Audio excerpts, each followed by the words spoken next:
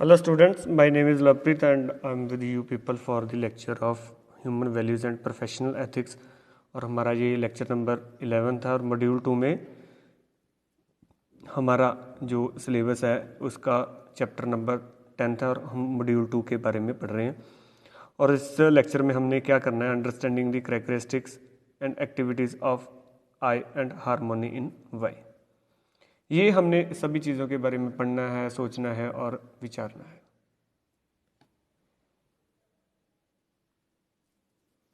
इसमें हमने कौन से टॉपिक कवर किए हैं? Understanding the characteristics and activities of I and harmony in I.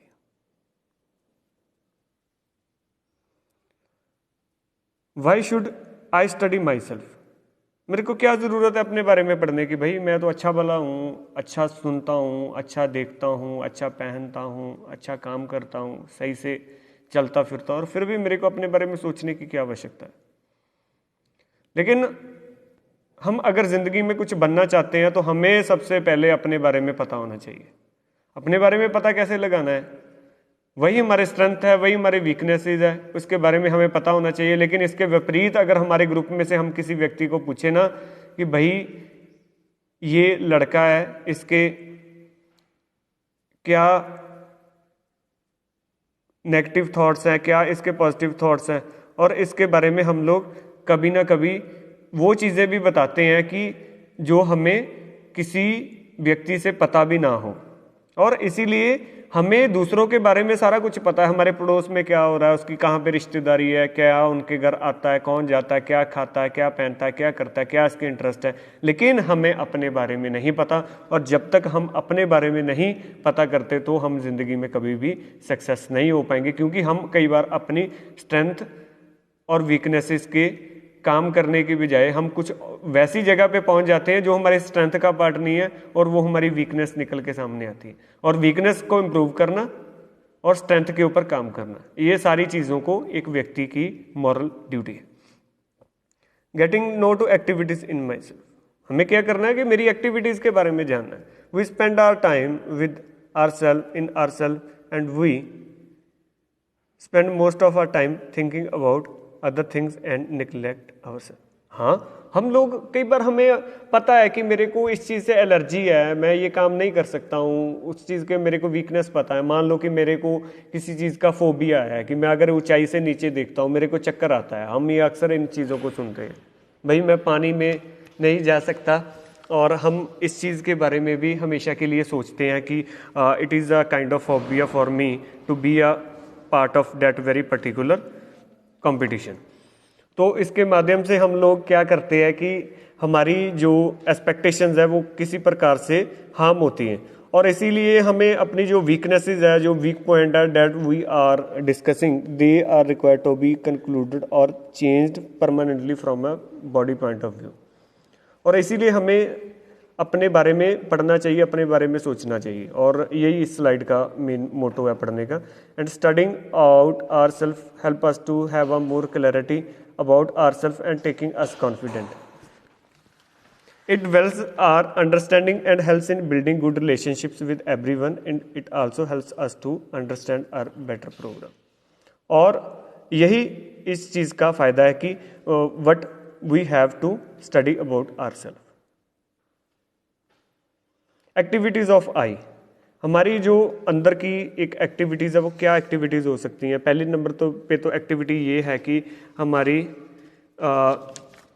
Realisation क्या है, हमारी अंडरस्टैंडिंग क्या है, और इसके हिसाब से हम लोग अपनी प्री कंडीशनिंग करते हैं। प्री कंडीशनिंग में क्या रहता है कि हम डिसाइड करते हैं कि क्या हमें ये काम फ़ायदा देने वाला है, ये काम नुकसान करने वाला है। और जब हम अपनी एक्सपेक्टेशंस को क्रिएट कर लेते हैं और एक्सपेक्टेशंस की मीटिंग नहीं होती, हम मीट नहीं कर पाते, तो definitely we are in a position, we got depressed and we got mentally disturbed because of our thinking and because of our decision making. यही हमारी एक सेल्फ की एक्टिविटीज़ रहती हैं। डिज़ायर है, थॉट है, एक्सपेक्टेशंस है, amazing, analysing, selecting and implementing.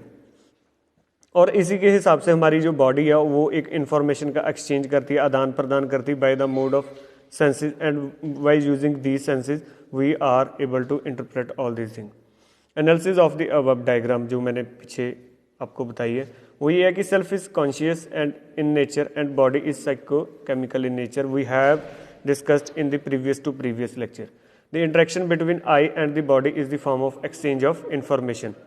The diagram shows that the two categories of attribute of self, namely the powers of self and corresponding to the activities, kriyas, the manifold outcome of these three parts।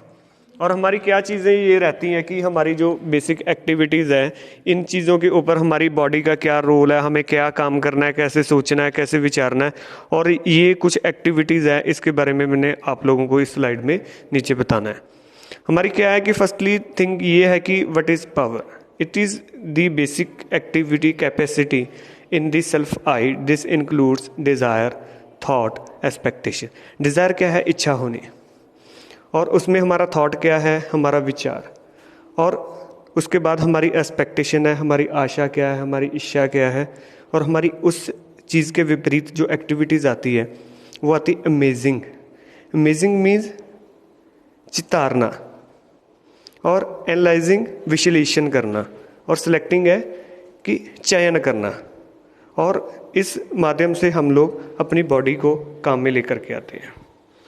Following is the example to understand these activities. We may have a desire to reach respect by being the owner of a big house. This desires exist in the form of imaging, etc. And we have an imagine in us to fulfillment our needs of respect by a house। कि हमें अगर अच्छा मकान बनाता है, हम अगर अच्छा घर लेकर के आते हैं तो हमें एक अच्छा खुशी मिलेगी, और ये हमारे एक थॉट है, एक पॉइंट ऑफ व्यू है जिसके ज़रिए से हम सोचते हैं। अगला पॉइंट आता है कि वांटिंग रिस्पेक्ट फ्रॉम हाउस। हम अपने घर से ही एक इज़्ज़त कमाने का बारे में सोचते हैं, जबकि ये काम बिल्कुल उलट है, और हमें कभी भी घर से इज़्ज़त नहीं मिलती। ये एक साइकोलॉजिकल पॉइंट ऑफ व्यू है। उसके बाद आता है कि after working out details of the house we go to choose the size, colour, etcetera of the rooms. Power associate with these choices is expectation and selecting. हमने जो पिछली slide में किया है कि पावर हमारी क्या है, और उसके माध्यम से हमारी एक्टिविटीज़ क्या निकल करके आती है, इन्हीं के ऊपर हम काम कर रहे हैं। और testing is the activity which leads us the fulfilment of this expectation. Selecting and tasking keeps on going and it is on us continuously throughout the day all the time, although many times we are और we may be aware of it. When your taste changes from any company mobile to another mobile, your selection of shop showroom also changes according to your new taste। हम कभी नहीं होता कि Samsung का phone लेने के लिए हम एप्पल के शोरूम में जाएं, जिस जगह पे हमारा जो सेगमेंट है एप्पल का ही पड़ा हुआ है, और हम कभी भी उस काम के लिए कभी भी कोशिश नहीं करेंगे। And interrelation between the activity in I, all the activities going on the I are interrelated. और हमारा जो बॉडी का रिएक्शन है हमारी आई की एक्टिविटीज़ के ऊपर ही निर्भर करता है। प्रेजेंट सिनेरियो क्या है कि हम प्री कंडीशनिंग के अकॉर्डिंगली हम लोग सोचते हैं, विचारते हैं, काम करते हैं। हम एक प्री डेफिनेशन उस चीज़ के लिए मेंटेन कर लें। फॉर एग्जांपल है कि हम लोगों ने ये सोचा कि मैं जब डिग्री पूरी कर लूँगा, मेरी एक्सपेक्टेशन है कि मैं 3 लाख रुपया 4 लाख रुपया पर मंथ की सैलरी मिलेगी, मेरा एक बड़ा घर होगा, मैं उस घर में एक बड़ी लग्जरी कार रखूँगा, मेरे आसपास रहने के लिए अच्छे मकान होंगे, मैं एक अच्छी सोसाइटी का पार्ट होऊंगा, और फिर बाद में मेरे पास एक अच्छी लग्जरी लाइफ होगी, सारा कुछ स्मूथली चलेगा। हम ऐसी कई बार एक्सपेक्टेशन बना करके बैठते हैं और उसके लिए हम काम नहीं करते। हाँ, हमारी ग्रेजुएशन के बाद हमें देखते हैं कि कई बच्चे 1 करोड़ का पैकेज भी लेकर के जाते हैं, 2 करोड़ का ही पैकेज होता है, 4 लाख महीने की सैलरी तो बहुत कम है इस हिसाब से। लेकिन क्या करते हैं, प्री कंडीशनिंग में डिज़ायर सेट कर लेते हैं, और क्या नहीं करते, वो काम नहीं करते हैं कि जिसकी वजह से कंपनी उनको हायर करे 4 लाख के ऊपर। 4 लाख महीने का अगर वो दे रहे हैं किसी व्यक्ति को, तो उससे उपेक्षा भी उतनी ज़्यादा रहेगी। एंड वो क्या होता है कि जब उसकी डिज़ायर्स पूरी नहीं होती उसके, तो मेंटल स्टेबिलिटी ख़राब होती है। and while seeing the advertisements we pay attention to it and start thinking about and associate some greatness with it, and slowly thought becomes a desire, and it is a preconditioned desire, and we don't know what we are going to get our fulfillment from this desire or not. हम लोग हमारी उस चीज़ की fulfilment होगी या नहीं होगी ये तो एक बात की एक्टिविटी की बात है, but sometime we are not even aware of the existence of such desire in us. हो भी ना हो, एक व्यक्ति जिसकी मासिक कह लो वेतन उसका महीने का 10,000 12,000 और वो सोच रहा है कि मैं इतनी बड़ी गाड़ी लूँगा, इतना बड़ा बंगला होगा, तो वो कई बार हमारी बियॉन्ड एक्सपेक्टेशन है। हम सपना ले सकते हैं लेकिन उसको हमने अपने जो इनर विल है उसके ऊपर हावी नहीं होने देना। या तो हम उसके लिए प्रयास करें, यही नहीं कर सकते तो अपने आप को परेशान करने की आवश्यकता नहीं। एक्सपेक्टेशन सेट कर लेते हैं on the basis of sensation. The sensation is a feeling resulting from something that comes into contact with the body. We may desire for a bike waste on the way I looked sensation or taste associated। मेरे मन में एक bullet bike है, हमारे पंजाब में bullet bike लेने की बहुत बड़ी एक क्रेज़ है। हम सोच लेते हैं लेकिन हम नहीं ले पाते।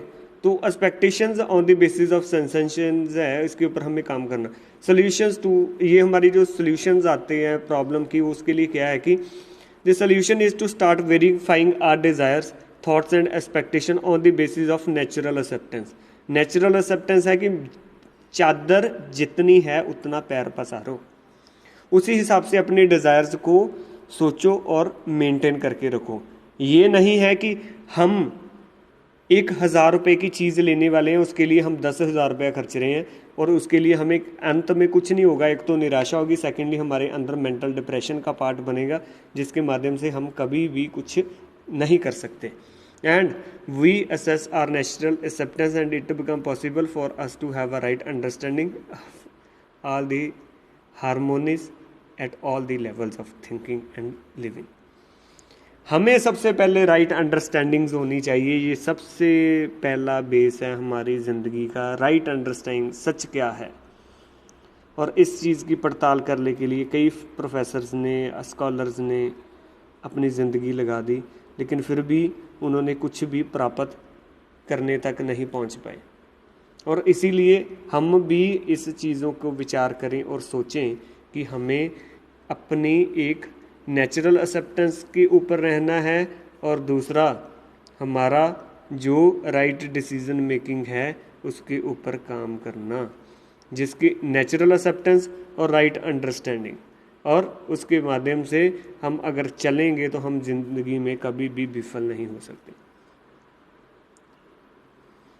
ह्यूमन बीइंग की जो एक्टिविटी है सेल्फ है, इमेजिनेशन करती है, को एग्जिस्टेंस, इंफॉर्मेशन, ये एक्टिविटी आती, मटेरियल बॉडी बिहेवियर वर्क और इंटरमीडिएट। ये एक इमेजिनेशन एक्टिविटी है जिसमें को एग्जिस्टेंस ऑफ इंफॉर्मेशन, आदान प्रदान होता है हमारी अंदर से हमारी बॉडी तक का रिएक्शन। और ये किसके माध्यम से होती है? प्री कंडीशनिंग होती है, या सेंसेशन होगी, या इसका नेचुरल एक्सेप्टेंस होगा। और इन्हीं माध्यम से हम कोई भी डिसीजन मेकिंग करते हैं और ये किसके माध्यम से होती है? इन्फॉर्मेशन का आदान प्रदान होता है। And to assure the harmony in the self I, to becoming aware that the human is a coexistence of body and I। हम लोगों ने अपने बारे में जानने से पहले, अपने बारे में सोचने से पहले कोई भी स्टेप लेते हैं तो हमें ये चीज़ का पता होना चाहिए एक व्यक्ति विशेष की क्या खासियत है कि एक ह्यूमन किस चीज़ का है, बॉडी और आई का कॉम्बिनेशन और को एग्जिस्टेंस और coordination. Becoming aware that the people is only the body is only an instrument of I am seer, doer and enjoyer। पिछली स्लाइड्स में हमने इस चीज़ के बारे में बातचीत की है कि I am doer, seer and enjoyer। Becoming aware of activities of desire, thought, expectation and pass each desire, thoughts, expectation through your natural lesson। Understanding the harmony at self and I by verifying based on one's natural acceptance, these lead to realization and understanding which will turn the basis of desire, thought and expectation and lead to the harmony in the continuity। हमें अपने बारे में पता लगाना है कि हमारा क्या सिस्टम है सोचने का, मेरी क्या स्ट्रेंथ है, और मैंने उनके स्ट्रेंथ को काम करने के लिए क्या करूं कि जिससे मैं अपनी बॉडी और अपने आई सेल्फ में हारमोनी लेकर के।